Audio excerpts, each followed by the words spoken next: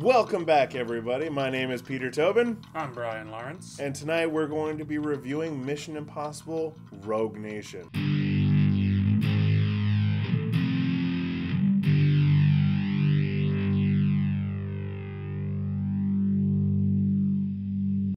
This movie is another episode in the epic journey of Mission Impossible. Mr. Ethan Hunt. Mr. Ethan Hunt, a series of movies now and TV series once upon a time. And it has just grown and grown and grown. It's been a roller coaster of a series. Obviously with Tom Cruise as its star power there. We got the first Mission Impossible. Very good, if not a little confusing at times, especially towards the end with all the plot twists that they kind of throw at you. We have the second Mission Impossible, which to this day is still, I think, one of the worst movies I've ever seen. It looks like it was written, directed, and edited by a 13-year-old boy. Mission Impossible 3, good. Philip Seymour Hoffman, awesome villain. God rest his soul. Was that the one where he kicked the gun in the sand and it hopped up and he grabbed it and shot the guy? Or was that the second one? Second one. Okay, so that was the worst, absolute worst. Yes. Yeah, no. Then we had Ghost Protocol. Ghost Protocol was actually a lot of fun. I liked it, where he's hanging from the building from Dubai. He's hanging from the window. Anyways, let's actually talk about the movie that we said we were going to review. It's been a wonderful night, by the way. Yes, it has. It's about 2:30 in the morning right now. We're recording this. Movie, solid. Entertaining. It pretty much is exactly what you've come to expect.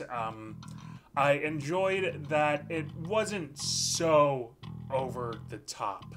It was like they've kind of scaled it back. Yes, it's still, of course, over the top. It's a Mission Impossible big blockbuster action movie, but it's still, at least they were trying to keep all the action sequences, at least consciously trying to keep them grounded somewhat in reality.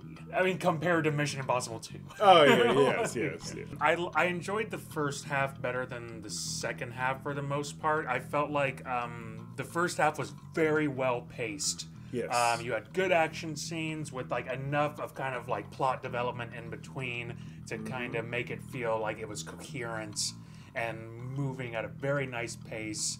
Even with the time jumps. Yes, even with the time jumps, it still felt solid. And then we get to the second half, and it becomes a lot of plot development. And for me, I think for me and for both of us, it really felt like it started to drag for a while there. Where like I kind of was just like, geez, this has been going on they've been setting up this heist for a while now. Ethan Hunt's character becomes a rogue, completely disavowed by anybody and everybody. He is a ghost, and everybody's trying to hunt him down. Ethan Hunt. Oh. So with Ethan Hunt on the run, and they had some good sequences with that, like Brian was saying, that the whole first act of it was really good, and then the second act starts, and all of a sudden it starts getting a little wishy-washy and a little less solid. The second act was just a little drawn out, and the third act was very much like, okay, so Brian called it. He hit it on the nose with the whole dragging everything out and having it not be as solid. I mean, you have just sequences of complete unrealistic, unbelievable situations and scenarios. And for me, at a certain point, I was like, okay, this is going to happen. She's going to steal this. She steals this. Right. That disc isn't going to be, it's going to either be nothing, it's going to be a fake, or it's going to be corrupted, or it's going to get corrupted. It's corrupted. Point being, very predictable in my end. And that drove me nuts. And that's why I didn't, like, it was a good action movie. It was solid. Yes. Love the action. Love the fight sequences. Tom Cruise, even though he's like 1,000 years old, he, you know, his Scientology methods, he's still solid. He's still strong. He's still, I mean, he looks like he's 1 billion years old, and he looks like he's about to die as a leather piece of armor in the medieval wars. But you know what? He is still solid, and he's still a good actor. He will always be one of my favorite actors. I think the other thing too was this was kind of oddly paced for an action movie, in that it threw a lot of the action at you in the beginning for like the first act, and I think that's maybe kind of what was part of it, was because normally with action movies, you know, you have all the setup and then you have like the one action sequence after another to go through the second and third act, whereas the first act was really all the action. We had the airplane, we had the awesome opera. The opera sequence was that just entire epic. scene, beginning to end, I thought was awesome. Like, having the opera music playing, and then like the fight scene on like the stage and everything, and then like the, oh my god, who's shooting at who? Who's this people? One of my favorite scenes, and I'm glad you reminded me of this. One of my favorite scenes is Ethan Hunt. He gets knocked down and he's holding himself up on some wires, and he just goes, shit. he's looking at the bad guy who's looking at him, and the bad guy looks about 20 years old, you know, maybe 25 at the most, and Ethan Hunt obviously is in his late 40s, if not mid 50s. He's past his prime. Let's just be honest with that. He's past his prime. He's epic still, but he's past his prime. So you have this kid who's in his prime, and Tom Cruise, much bigger than him. They actually show it. I mean, Tom Cruise is like 4'5", and this guy is like 8 feet tall, and so it's like Tom Cruise stands up, and the guy stands up, and he's like. And he does. It was so good. It was so epic, and I expected that from Tom Cruise, because he's always put up against these characters that are way bigger and stronger than him, and he always has this like look that's like, fuck. I was curious though with that scene, because it seemed like they're kind of above the stage, and like things are dropping from the stage, and nobody seems to be noticing. Like the flute gun goes first, and then he throws this giant man off the railing. On top of, and his body seems to have just disappeared before he hits the ground, because there's no. It had to have landed somewhere for somebody to see. Like even people just looking at the stage, it was like, oh. So for the continuity of this film, there was a lot lacking. Questionable. There was a lot lacking. And then you have like this badass like 130-mile-an-hour like bike chase going through the streets of Dubai, and then we get to our next.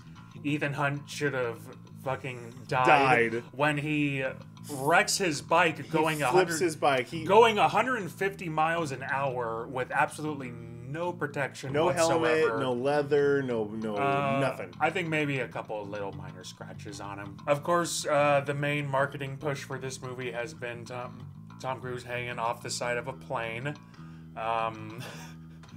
That they have beaten that dead horse, and that horse is dead.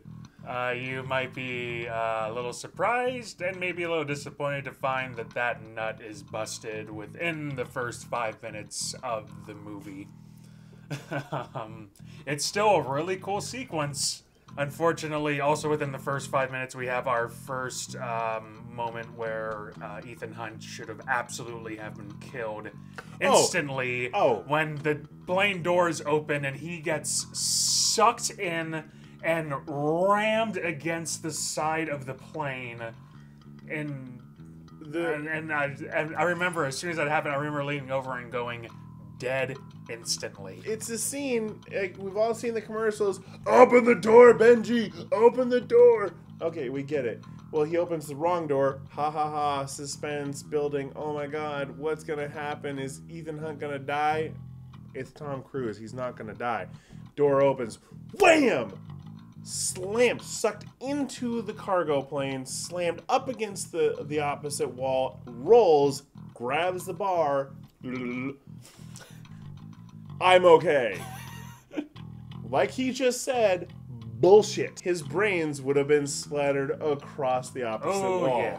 Casting wise, all the gang is back. We got Jeremy Renner doing what he does good. Simon Pegg being awesome. The only reason I went and saw the last movie and this movie, Simon Pegg, you are the fucking man. I fucking love you. Bigger role in this one. Oh, he does great, thank as we God. all expect him to. We got Ving Rhames back doing what he does. Man. Ving Rhames. Mr. Alec Baldwin. Eric Baldwin. Joining the gang this time. He does what he has to do. And then we have Miss Rebecca Ferguson as our female protagonist. Doing my this. God. Yes. Rebecca. That yellow dress she's wearing at the opera scene. I got it. The first scene we see her in, she's wearing this gorgeous. It is actually a beautiful yellow dress, and she's walking up, and she has it pulled off to the side, so you see her beautiful, luscious legs, and it is just like. Yes, sexy and also a total badass. Oh, she's in fucking this movie insane. Too. She fucks some guys up good in this movie. I thought a very worthy kind of. Great fight scenes for her. Great fight scenes for her. A very worthy juxtaposition to Ethan Hunt's character. She was awesome. I would make her a sandwich in a heartbeat. The cinematography I thought was pretty good for the most part, but there were a few scenes where I was like. There were a few shots that seemed either a little out of focus or just a little like blurry or dim.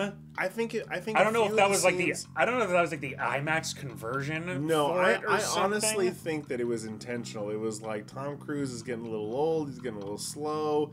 Let's blur this scene. There was one shot in particular with our villain Solomon Lane where he's kind of like standing there after like his talk with Ethan, and like the entire shot is kind of fuzzy, as if they tried to brighten up the contrast because it was too dark, and you kind of like had that fizzy kind of look going over it. A couple shots like that kind of like struck me as like that either wasn't properly lit or something happened in the conversion to the IMAX. But Sean Harris, who plays the villain, Mr. Lane, I thought he did an incredible job. He was cool, yeah. It was an interesting villain. I mean, if none of you are familiar with his works, his most recent big screen performance would have been Prometheus, where he was the archaeologist, one of the geologists.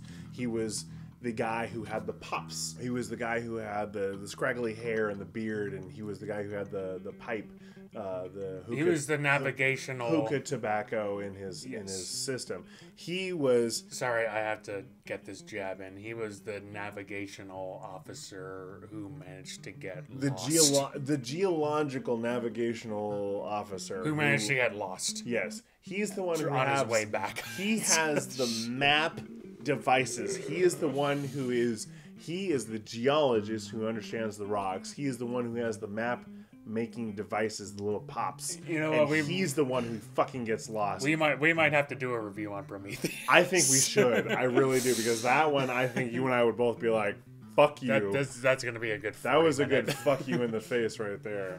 So really, in conclusion, for me personally, I thought this was a pretty decent action flick. Again, this is one of those genres where you have to completely suspend disbelief and say, you know what, anything is possible.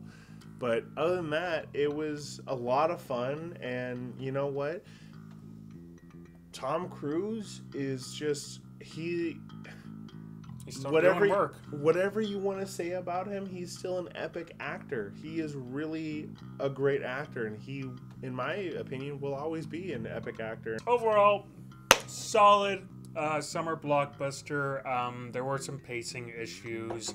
It's gonna feel like it drags for a little bit towards the middle there, but some really awesome action sequences. A good cast. Everybody does. There's a good comedic timing. If nothing else, Simon Pegg. He's bigger role in this movie. He's just a gift to watch. This was also thankfully a movie we got to see IMAX without being 3D. Thank you for not being 3D. Thank you so much.